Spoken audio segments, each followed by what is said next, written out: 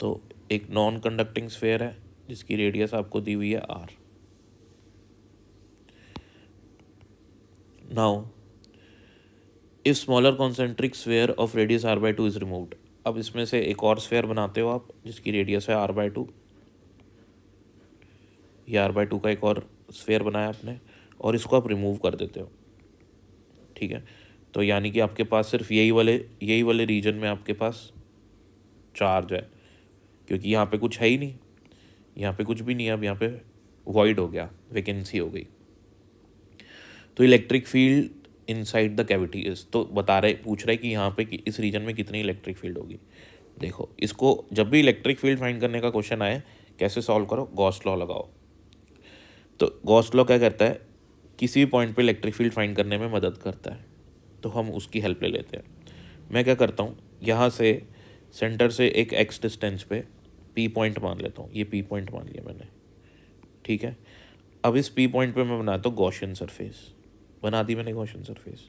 अब मुझे P point पे चाहिए इलेक्ट्रिक फील्ड। तो गॉस लॉ क्या कहता है, गॉस लॉ कहता है कि ई इंटीग्रल डी ए बराबर Q enclosed by epsilon not, ये कहता है ना। तो जो आपका ये सरफेस बना है आपका, इसको इंटीग्रेट करना है तो इलेक्ट्रिक फील्ड आपको मिल जाएगी।